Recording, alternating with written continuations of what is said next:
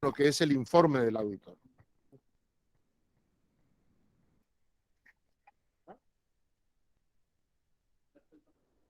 Sí, repito. Bueno.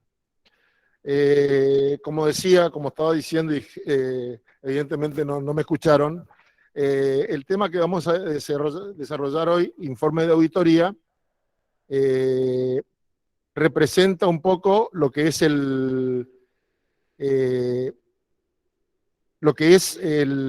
final de los temas que estábamos desarrollando previamente y que están relacionados con la auditoría en general. Anteriormente hemos desarrollado el tema, el proceso de auditoría, que son las actividades que desarrolla el contador a efectos de recopilar elementos de juicio o evidencia que después, en forma resumida, va a volcar en el informe de auditoría que va a poner a disposición de los usuarios de la información contable. Y no faltaba en la etapa de conclusión del proceso de auditoría justamente lo que es la emisión del informe. No lo tratamos en su momento porque lo habíamos desarrollado en forma, lo debíamos haber desarrollado en forma resumida y no detallada, y es de fundamental importancia darle o prestarle un poco de atención a lo que es el informe. ¿Por qué motivo? Nosotros habitualmente cuando desarrollamos el tema en lo que es la carrera de grado, siempre afirmamos que el informe de auditoría es el producto final del proceso.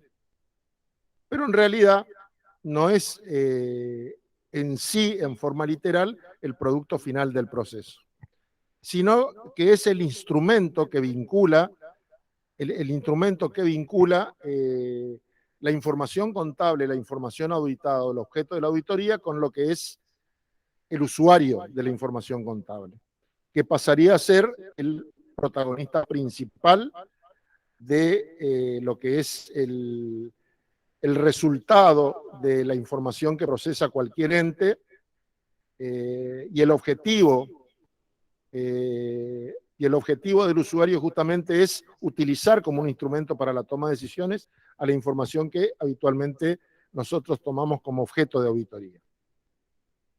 Para desarrollar el trabajo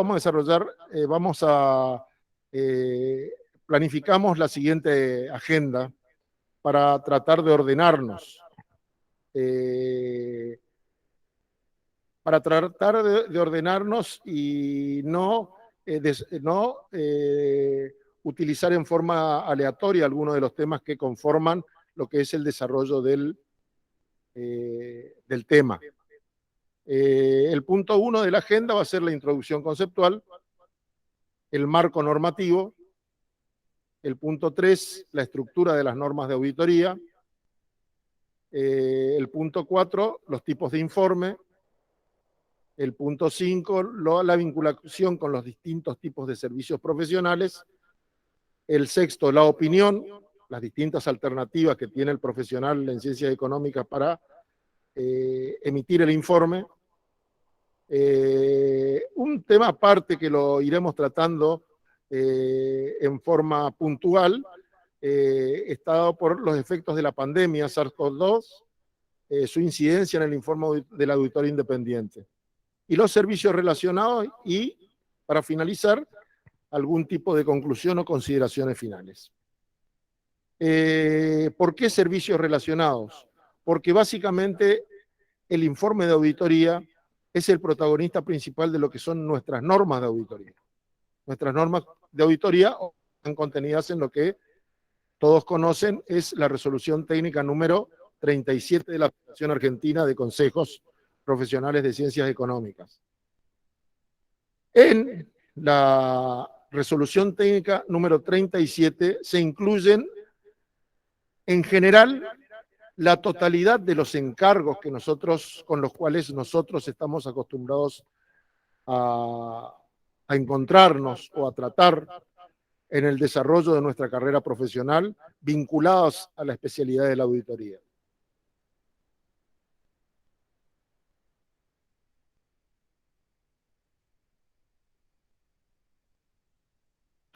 Vinculadas a la especialidad de la auditoría.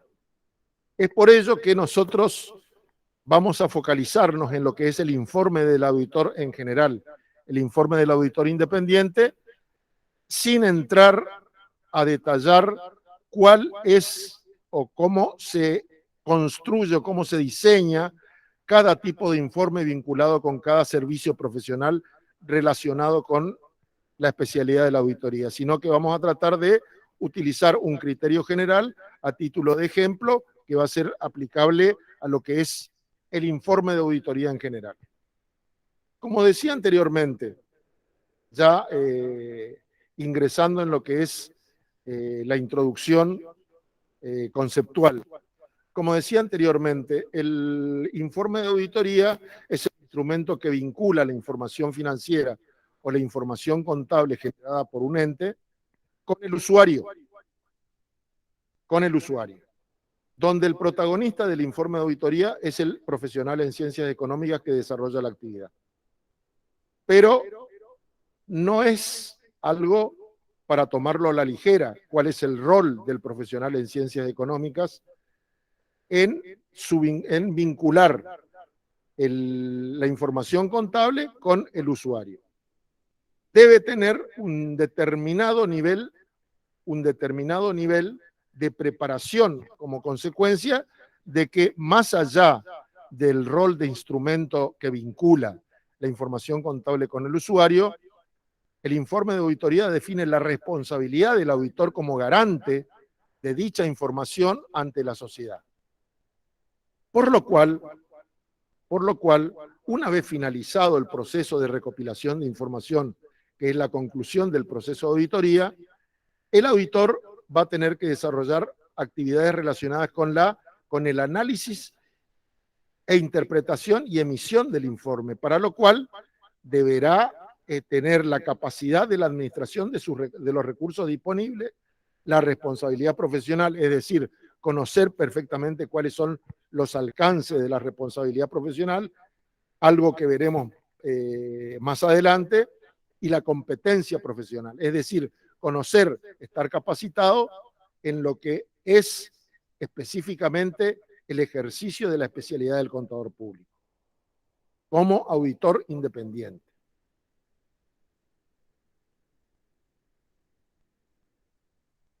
Como decía anteriormente, desde la conclusión del proceso hasta la emisión del informe, hay una etapa que es sustancial.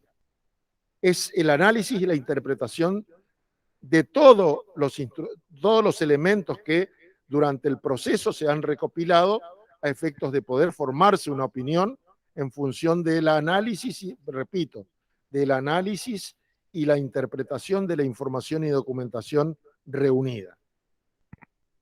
Como habíamos visto anteriormente, la conclusión del proceso de auditoría estaba conformada por determinado tipo de actividades, que eran básicamente actividades de cierre posteriores a la ejecución del mismo proceso. Dentro de las actividades vinculadas a la conclusión del proceso de auditoría, podemos citar, por ejemplo, la revisión de eventos contingentes. Esto ustedes ya lo saben porque es del proceso de auditoría la parte final. La revisión de los acontecimientos posteriores al cierre, los procedimientos analíticos finales a efectos de determinar si hay algún tipo de información inusual que nosotros no estamos pudiendo ubicar y que surge de la documentación reunida durante el proceso, y la revisión de la documentación de la auditoría, que es aquella que la auditoría ha reunido durante las demás etapas del proceso, fundamentalmente la planificación y ejecución del proceso. Y como decíamos anteriormente, el análisis e interpretación de los elementos de juicio o evidencia de auditoría es lo que a nosotros como auditores independientes nos va a posibilitar elaborar adecuadamente el informe que vincula el proceso contable con el usuario de la información contable. Hay algunos aspectos del análisis e interpretación de los elementos de juicio que van más allá y que son de trascendental importancia en esta etapa o en este momento de análisis e interpretación de la evidencia, que son, por ejemplo, la revisión de la exposición de los estados contables, el pedido a la administración de la carta de representación de la administración o la carta de gerencia, como se denomina habitualmente, la revisión de los papeles de trabajo y la documentación vinculada, que es toda la documentación que nos va a proporcionar la información requerida para poder elaborar el informe, y posteriormente la consideración del concepto de empresa en marcha, que esto últimamente fue un tema que estuvo en boga en el sentido de que durante la época de pandemia, por eso les decía que el tema de la pandemia lo vamos a tratar en forma a medida que se nos van planteando las situaciones de hecho con las que nosotros vamos conviviendo para entender cómo se elabora el informe de auditoría. El concepto de empresa en marcha, el año pasado, durante las restricciones, fue un concepto que fue en cada caso en particular detalladamente analizado por aquellos que desarrollan la actividad vinculada con la especialidad. ¿Por qué? Porque en virtud de los hechos económicos o del contexto económico que se generaba como consecuencia de la restricción, era una incertidumbre significativa en algunos casos la posibilidad de que las empresas que conforman el contexto económico en general prevean continuar con las actividades con posterioridad a la finalización de la pandemia, que aún no finalizó, pero obviamente en ese momento se preveía que iba a tener un lapso de duración determinado.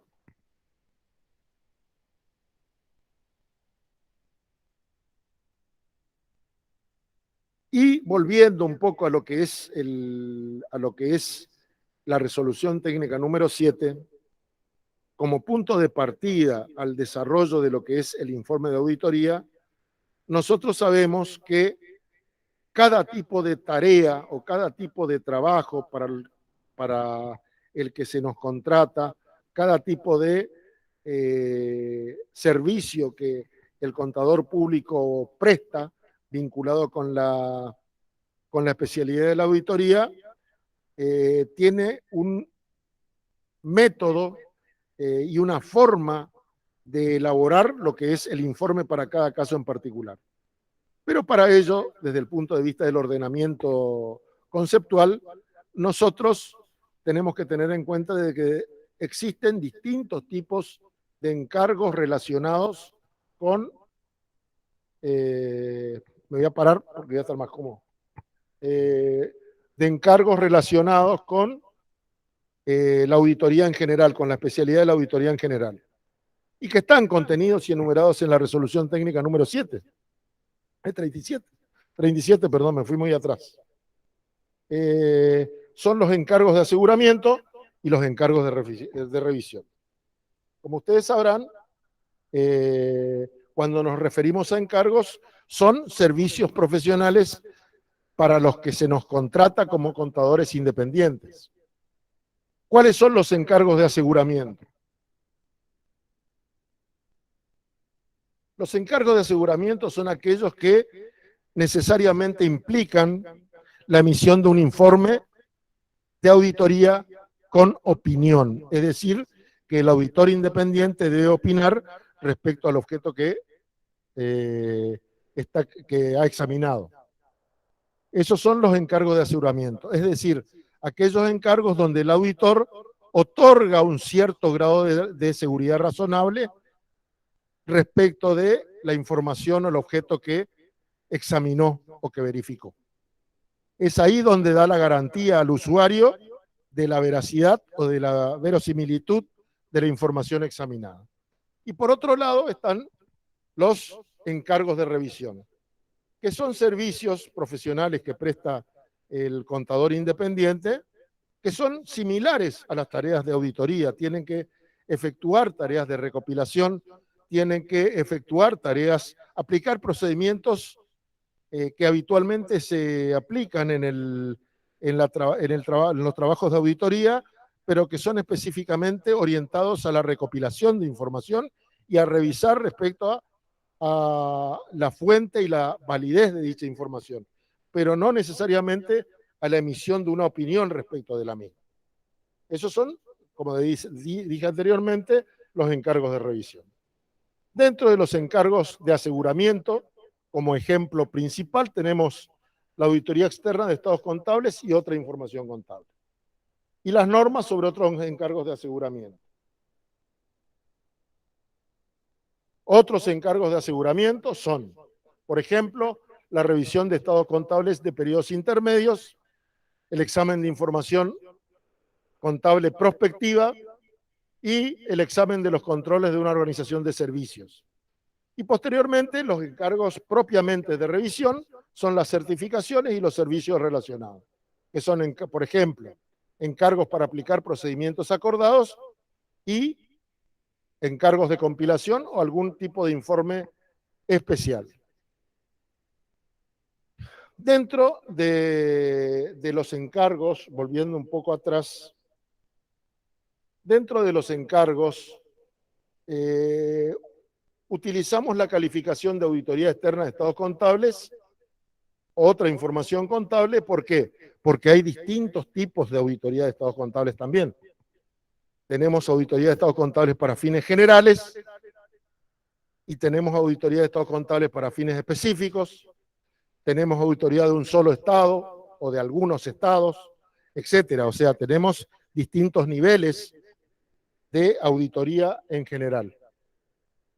Por eso reunimos todos esos trabajos en lo que es auditoría externa de estados contables.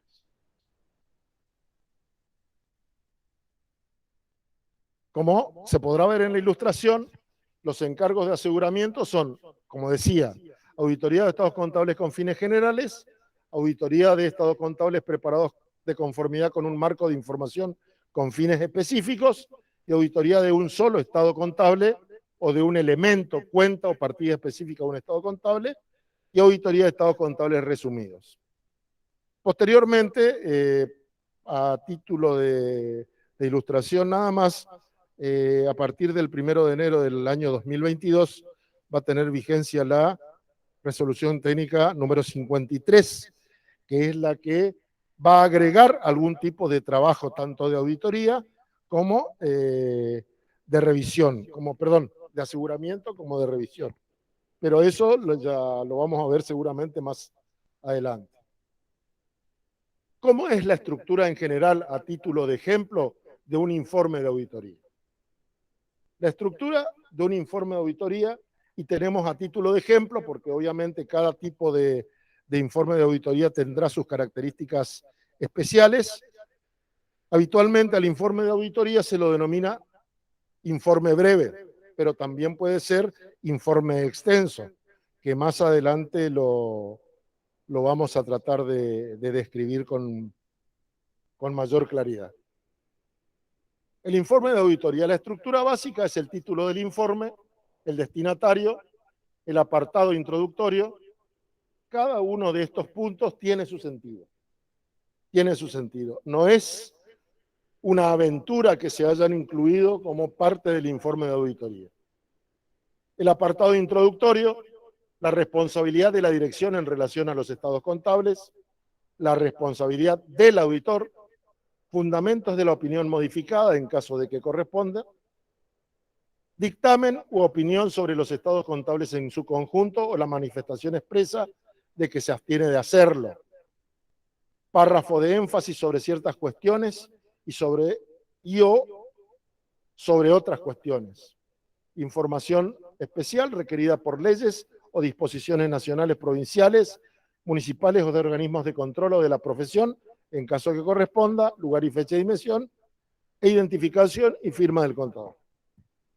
Y esto tiene trascendental importancia, visualizar cuál es la importancia del informe de auditoría.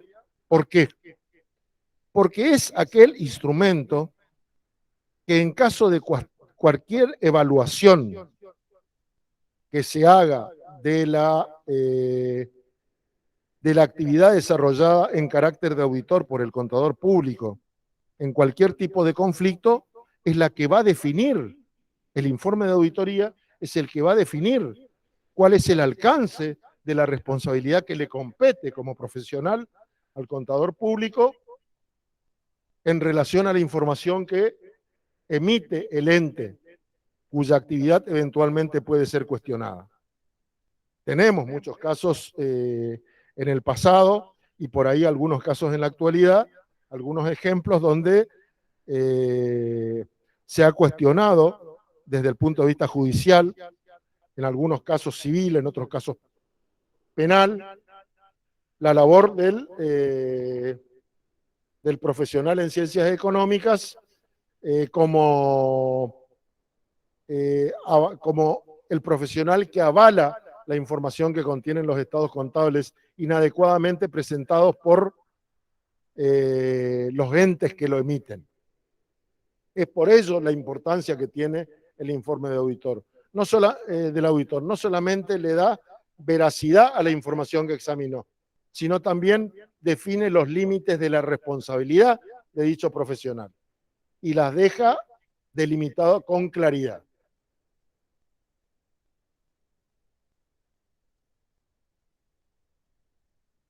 El título del informe.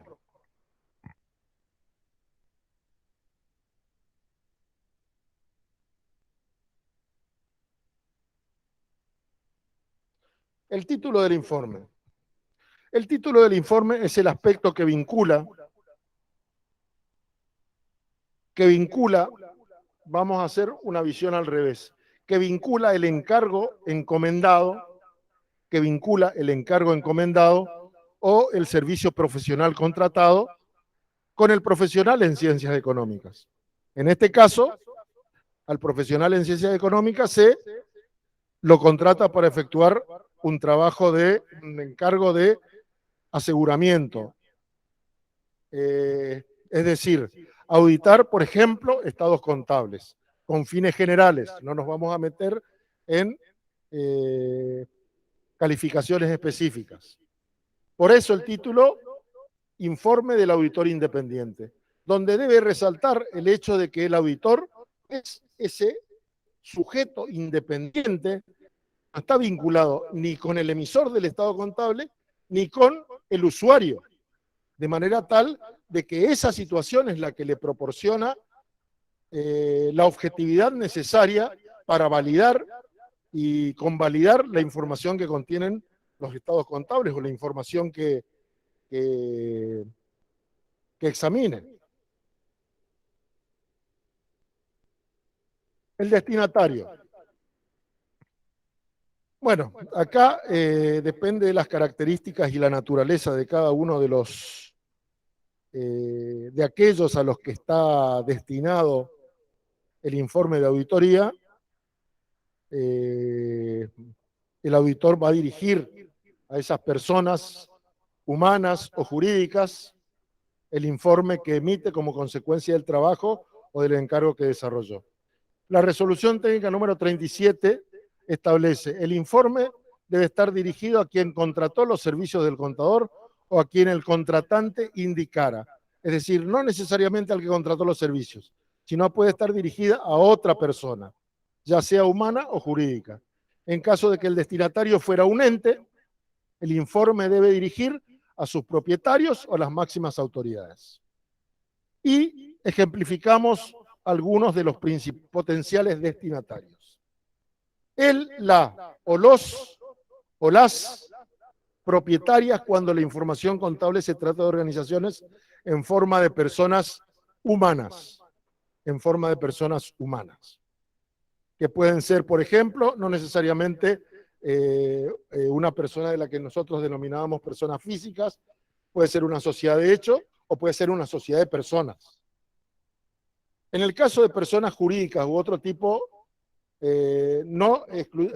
excluyendo a las sociedades de personas, en caso de las personas jurídicas u otro tipo de entidad constituida bajo una determinada forma legal, en general al órgano de administración. Por ejemplo, en el caso de las sociedades anónimas, al directorio. En el caso de a una cooperativa, al Consejo de Administración. En caso de una asociación, también al Consejo de Administración. Depende de la forma jurídica de cada entidad, es que va a estar organizado el órgano de administración. Y a ese puede estar, a ese órgano es al que debe estar dirigido el informe de auditoría. En particular, puede ser también, en ese caso, de que se dirija a la dirección del mismo o al máximo jefe ejecutivo. Por ejemplo, al presidente de una sociedad anónima o al presidente del Consejo de Administración de una organización sin fines de lucro.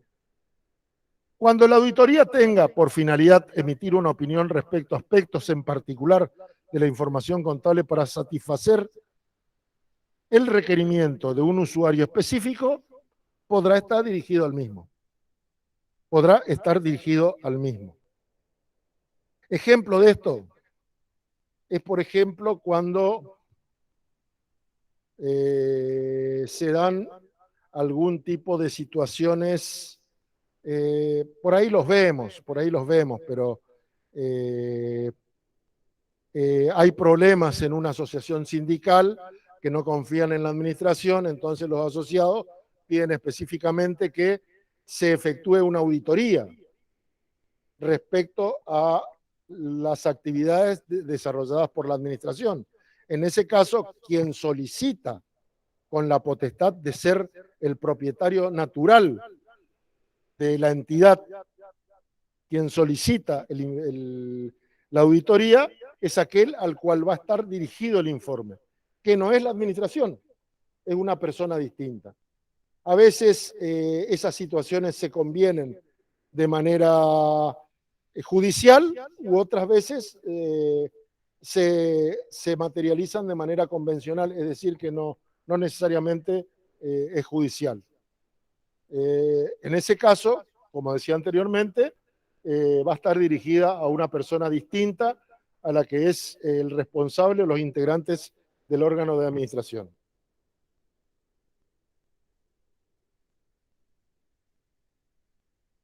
El apartado introductorio. Esto es a título ilustrativo. Es a título ilustrativo y en general es la información que contienen la mayoría de los informes de auditoría. Más adelante está la parte que genera habitualmente un número significativo de discusiones por los distintos criterios que se suelen emplear en la inclusión o no de esa información. En el apartado introductorio, básicamente todos saben la identificación de los estados contables, el objeto del encargo, denominación completa del ente, fecha de cierre o periodo que se refieren los estados contables y resumen de las políticas contables significativas. Es básicamente lo que contiene al principio la mayoría de los informes de auditoría, ya sean que estos sean encargos de aseguramiento o sean encargos de revisión.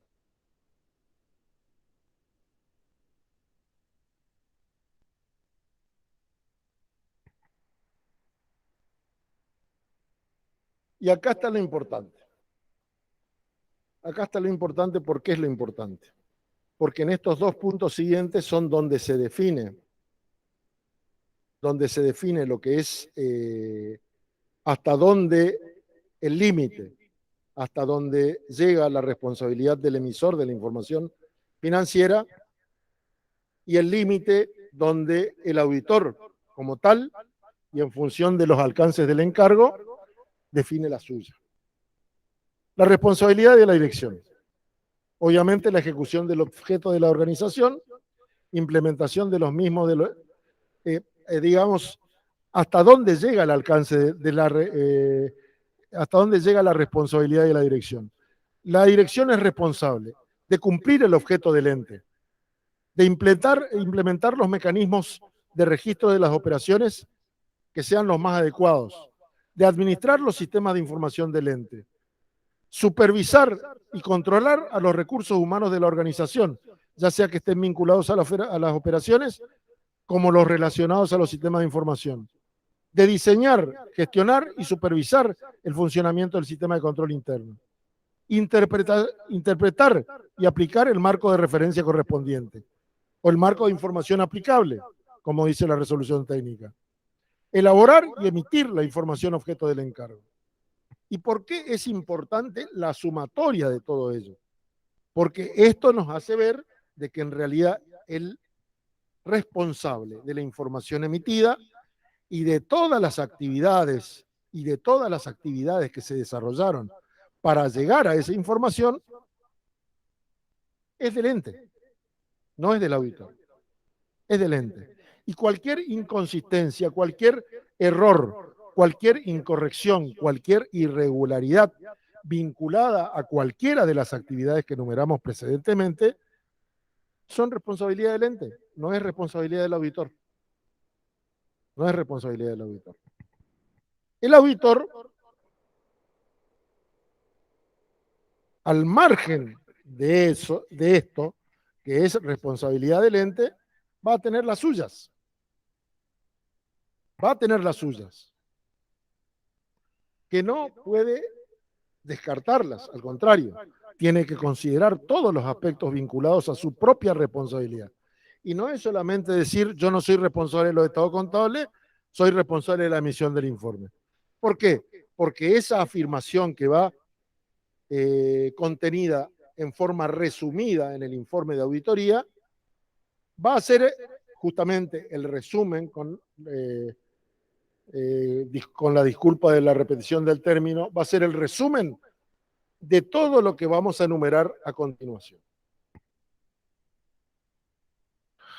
Satisfacer los requerimientos de éticos pertinentes para la ejecución del encargo de auditoría.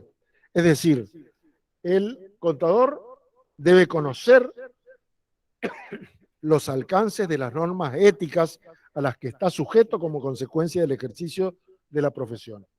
Conocer el entorno del ente, no puede desconocer el ente cuya información va a auditar. Poseer la competencia profesional para el desarrollo del encargo, es decir, saber lo que está haciendo. Conocer la responsabilidad profesional, civil o penal, eventualmente emergente de la ejecución del encargo, ya que, como he dicho anteriormente, puede ser que ocurra algún tipo de conflicto en el futuro donde el objeto de juzgamiento va a ser la información contable objeto de auditoría. Contar con los recursos inmateriales para la ejecución del encargo. Disponer del acceso a los recursos humanos y materiales del ente vinculado al desarrollo del encargo. Efectuar una adecuada evaluación del sistema de control interno del ente. Planificar adecuadamente el desarrollo del encargo. Ejecutar lo planificado y efectuar una adecuada interpretación de la información emergente de los elementos de juicio o evidencia de auditoría reunida. Una vez que haga todo esto, el auditor recién va a estar en condiciones de emitir el informe y dentro del informe, en forma resumida, definir su responsabilidad. Es decir, que no son algunos renglones dentro del informe, sino todo este universo de situaciones es lo que define la responsabilidad del auditor, ya que si alguna de ellas está ausente en la evaluación por parte del auditor, puede llegar a generarle, como decía anteriormente, responsabilidades no positivas para el mismo. Y ahora sí nos metemos en lo que diferencia a un encargo de revisión de un encargo de aseguramiento, que es la opinión. La opinión es aquella donde el auditor asevera un hecho con un cierto grado de seguridad razonable, emergente de las conclusiones a las que arribó como consecuencia del desarrollo del encargo.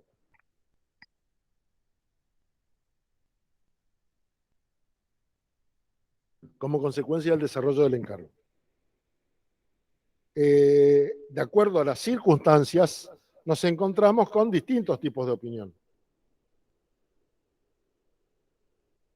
Pero también existe la posibilidad de no opinar. La resolución técnica número 37, en forma infeliz, pone como tipo de opinión a la abstención de opinión. La abstención de opinión es no se opina. Los tipos de opinión son los que están en la parte superior derecha de la ilustración.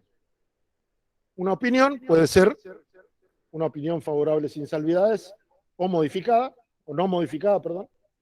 Una opinión con salvedades o modificada y una opinión adversa. Cada una depende de las circunstancias que el auditor o la auditoría pueda identificar como consecuencia del desarrollo de el análisis y la interpretación de la documentación y de la información reunida durante la ejecución del encargo.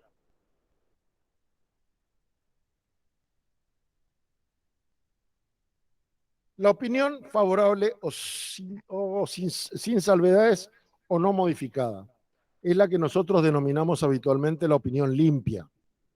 Es la que nos dice que todo está bien, que no se han encontrado o no se han detectado incorrecciones significativas en los estados contables que hagan presumir de que los mismos no expongan con un grado de seguridad razonable la realidad patrimonial y los resultados del ejercicio auditado.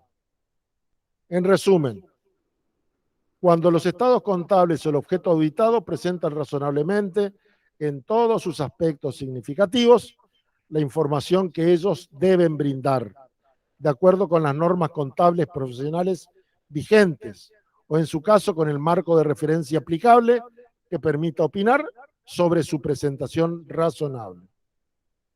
Cuando hayan sido preparados en todos sus aspectos significativos,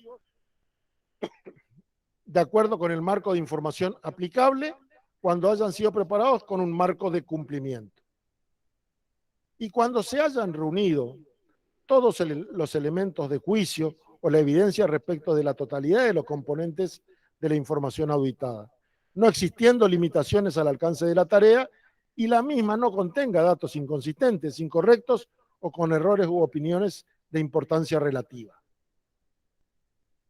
Cuando los resultados del trabajo permitan concluir en que la información financiera expone un grado de seguridad razonable, la situación de hecho que se pretende exponer.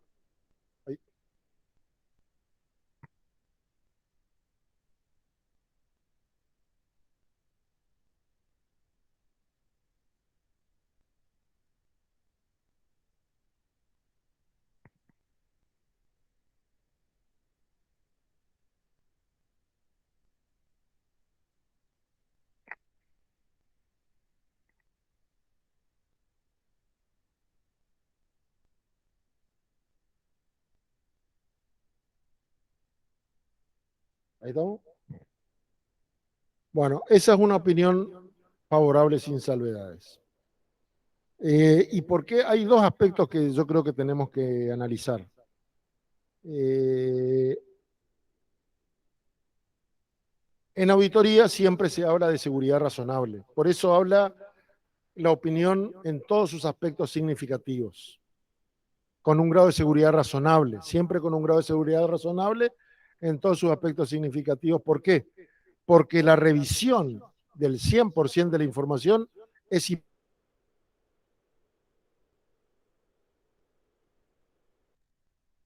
error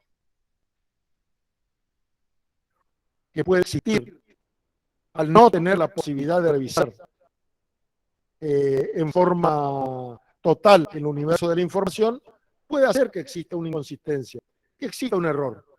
Pero al no formar parte de la totalidad de lo que revisó el auditor, no es significativo, es insignificante, por lo cual no afecta o no debería afectar lo que es la opinión del auditor independiente, ni transforma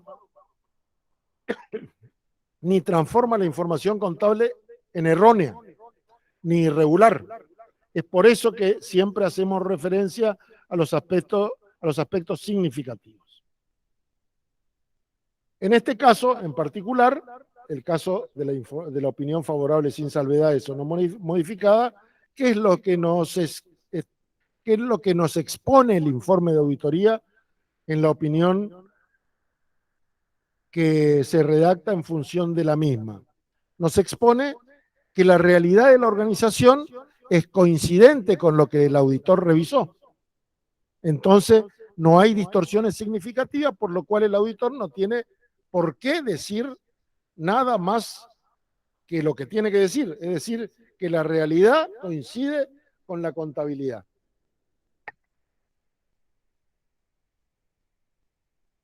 Y vamos a poner por delante la opinión adversa, que es el caso inverso. El caso inverso y que plantea determinadas situaciones. Por ejemplo, cuando se han obtenido los elementos de juicio válidos y suficientes, o suficiente evidencia de auditoría, y el auditor concluya en que las incorrecciones, en forma individual o agregada, son significativas y generalizadas en todos los estados contables. O cuando los estados contables no constituyen una presentación razonable o no han sido preparados en todos sus aspectos significativos de acuerdo con el marco de referencia, con el marco de información aplicable. ¿Qué es lo que quiere decir esto? El ejemplo anterior que yo di, pero en forma inversa. Es decir, que los errores, las inconsistencias o las irregularidades forman parte de la mayor parte de los estados contables y no a la inversa, como en el caso de la opinión favorable sin salvedades. Esto genera que la información contable con un grado de seguridad razonable no sea concordante con lo que es la realidad de la organización, tanto desde el punto de vista patrimonial como de los resultados. Ya sea porque se han obtenido los elementos de juicio pertinentes y de ahí surgen que los estados contables contienen incorrecciones significativas y generalizadas, es decir, que son significativas en relación a las cifras totales en su conjunto y están afectando a todos los componentes del patrimonio de la organización. Y por otro lado, el otro supuesto es que los estados contables no se prepararon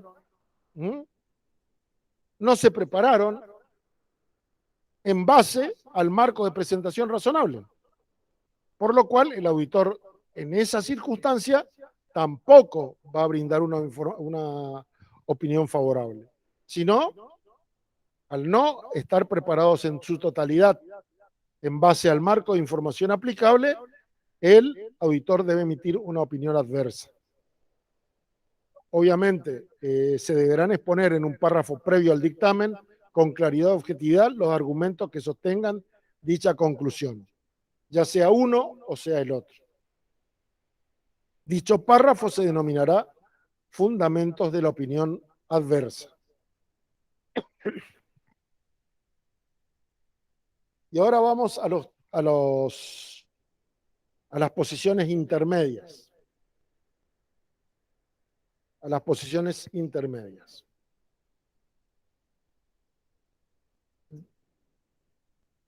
¿Qué pasa cuando de la ejecución del proceso de auditoría surgen incorrecciones? Surgen incorrecciones.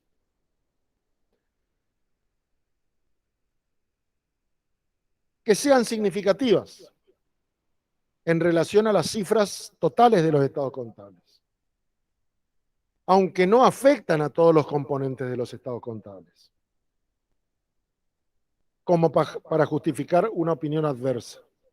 En este caso, se va a hacer una salvedad, exponiendo dicha situación. Ese es uno de los supuestos.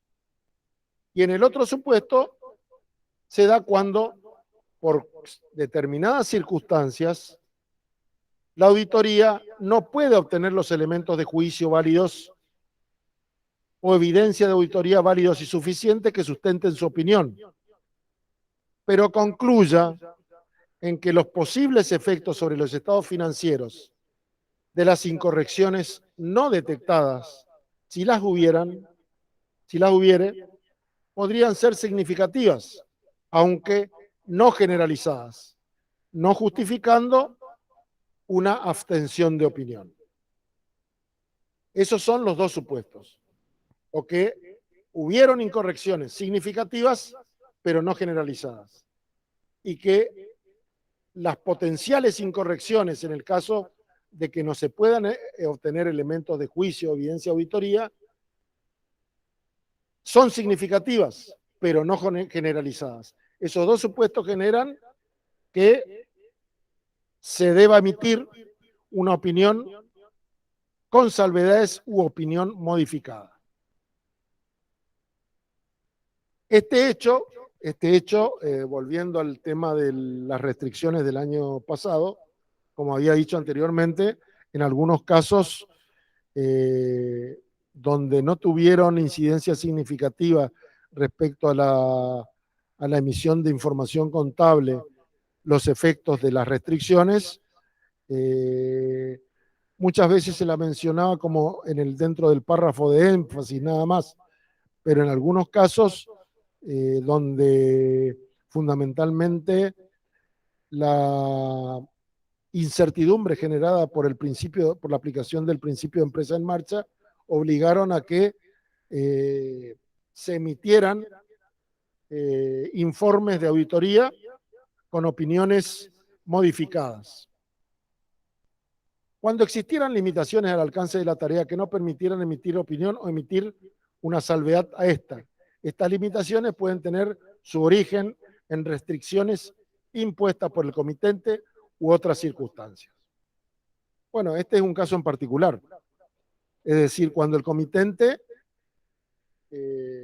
o quien contrata al profesional para el desarrollo del encargo no permite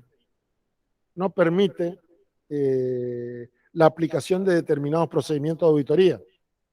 En ese caso, también corresponde una salvedad, entendiendo que dicha limitación está vinculada a un componente que eventualmente, si bien puede ser significativo, su efecto, pero no generalizado.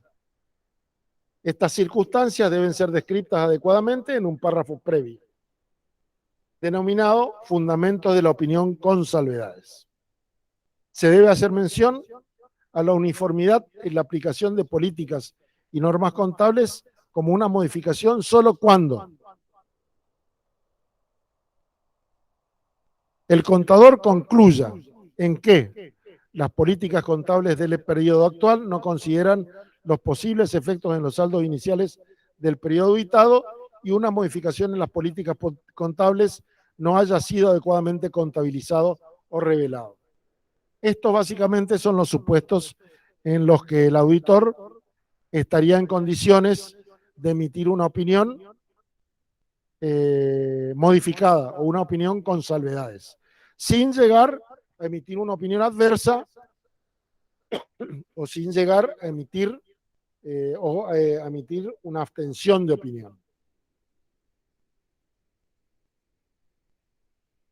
Y por último, la abstención de opinión. ¿Qué es la abstención de opinión? La abstención de opinión es básicamente la imposibilidad por determinada circunstancia de emitir una opinión. Es decir, no puede aseverar nada el auditor, no está en condiciones de hacerlo. ¿Por qué? Porque no puede obtener elementos de juicio o evidencia de auditoría válidos y suficientes en los cuales basar su opinión. Y concluya en que los posibles efectos sobre los estados contables de las incorrecciones no detectadas, si las hubiera, podrían ser significativos y generalizados.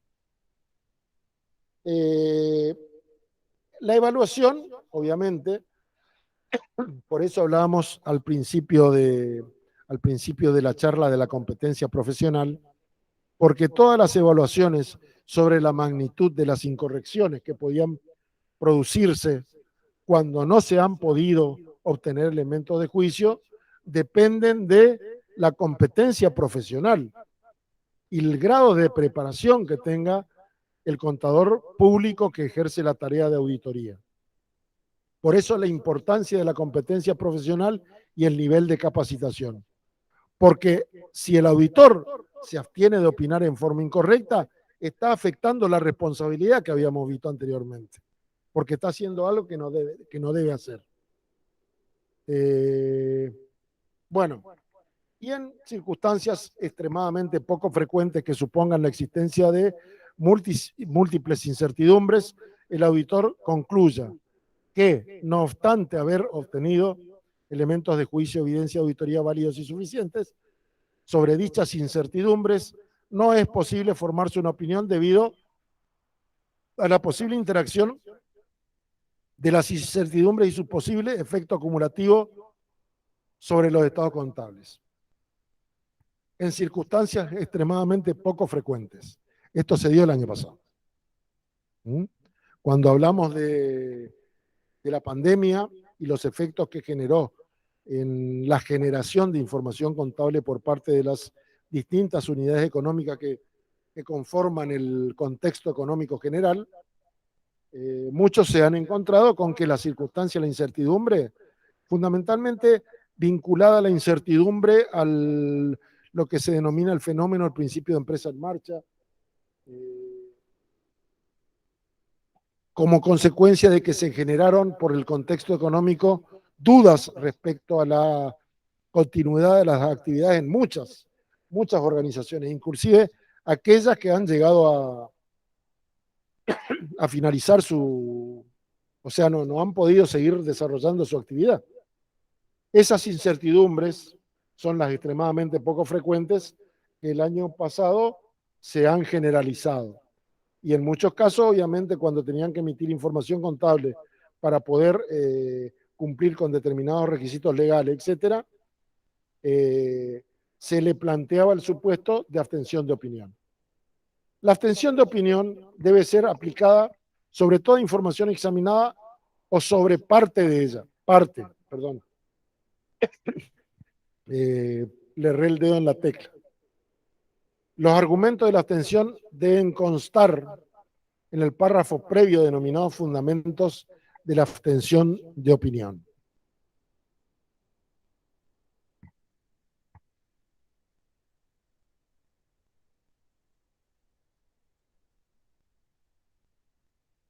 Y hay dos situaciones que son importantes de mencionar porque acompañan en forma permanente a lo que son los informes de auditoría, a efectos de evitar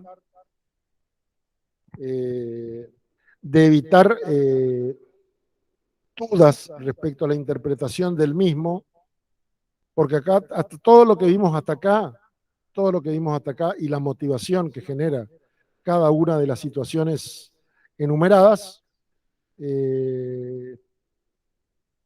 para el usuario por ahí son poco entendibles los motivos por los cuales se generan.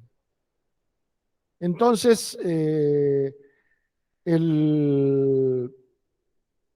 informe debe contener datos respecto de situaciones en particular que permitan o que posibiliten al usuario interpretar de manera adecuada por qué el auditor emitió un informe de la naturaleza tal cual lo elaboró.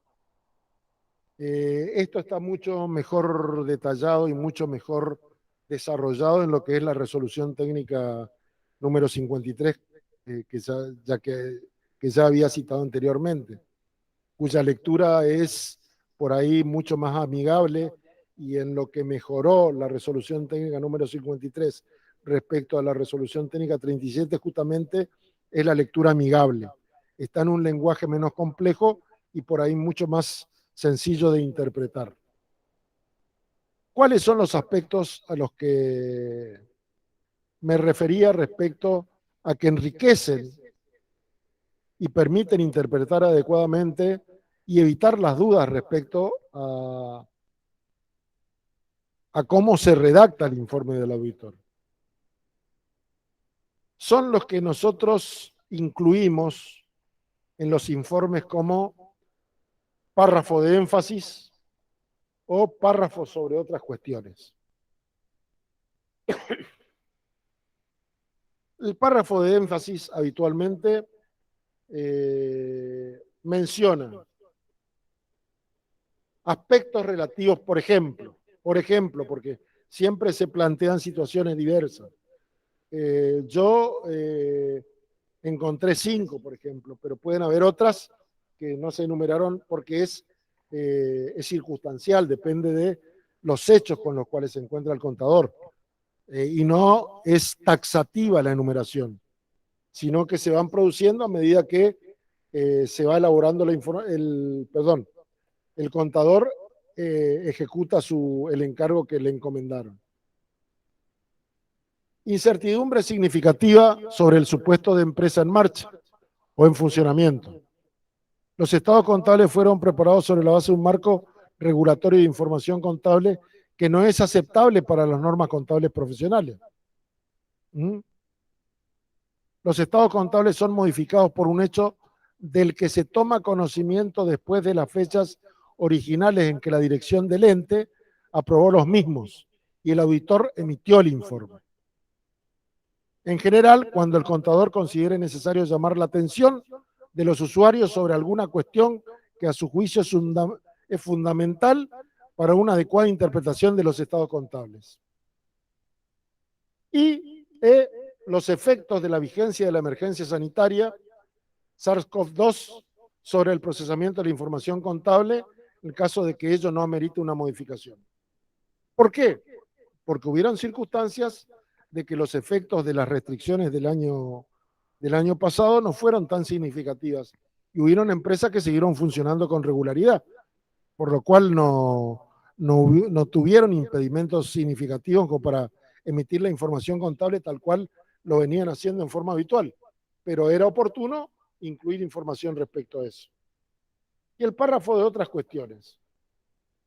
El párrafo de otras cuestiones se llama de otras cuestiones porque no son susceptibles las situaciones, incluirlas en otros ya descritos anteriormente.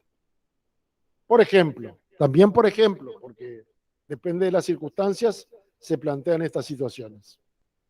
Restricciones a la utilización y distribución del informe de auditoría. Aplicación anticipada de las normas contables con efectos generalizados sobre los estados contables. Motivos por los cuales se expresa una modificación en la opinión sobre los estados contables del ejercicio precedente. Aspectos relacionados a la auditoría del ejercicio anterior cuando sus estados contables hayan sido auditados por otro profesional. Ello en relación a la información comparativa. Información adicional fuera del ámbito de aplicación del informe.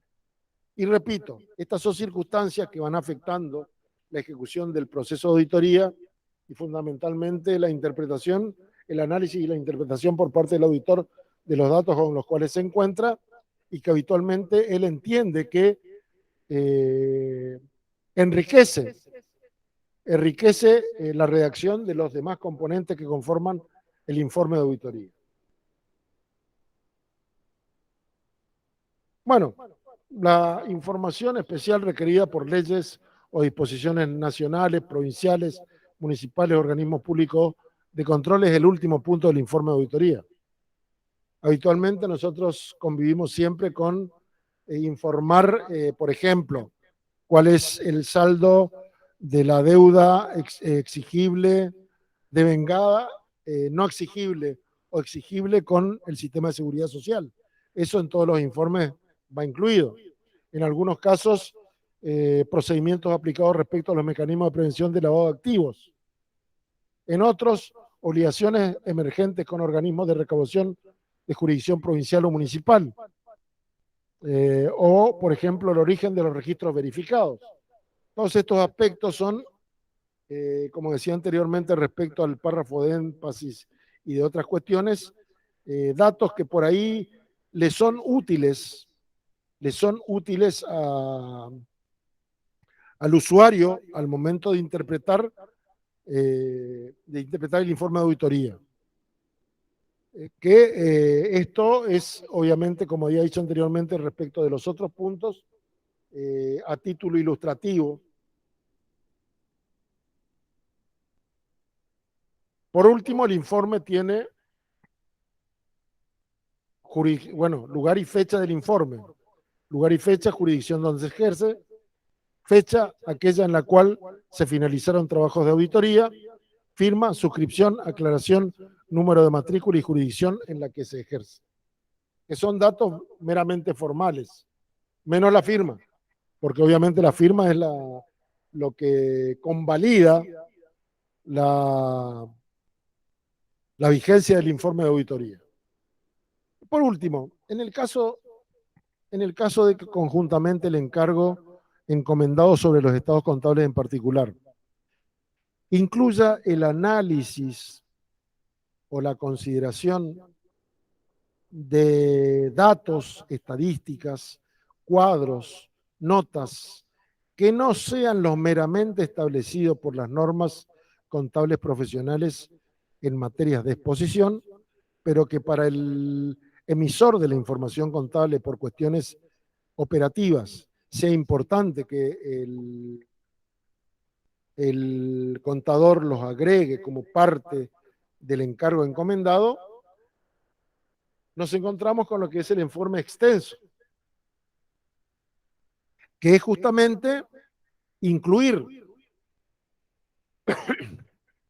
incluir dentro de la estructura del informe el hecho de que el auditor también aplicó procedimientos de auditoría sobre la información respecto de la cual le solicita que también desarrolle el trabajo el comitente.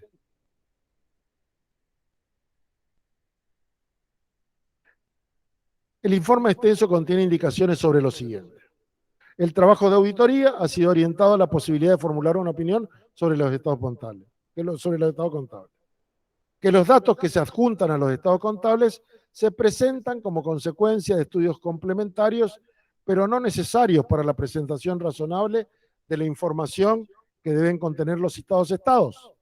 Que la información citada en el punto anterior ha sido sometido a procedimientos de auditoría durante el examen de los estados contables y está razonablemente presentada en sus aspectos significativos con relación a los citados estados tomados en su conjunto o en su caso que no han sido sometidos a dichos procedimientos.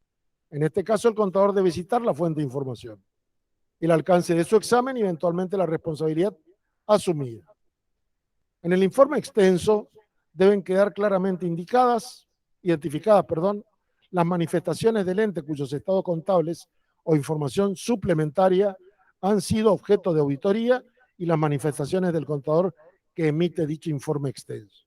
Como decía anteriormente, el informe extenso se refiere específicamente a datos, datos que adicionales, y repito lo que dije anteriormente, elaborados de manera que no está prevista en las normas contables profesionales respecto a exposición. Por eso es como que extiende a esta información el alcance de su tarea del auditor. Opina sobre ellos, pero no son los que como requerimiento mínimo establecen digamos, las normas contables profesionales de exposición.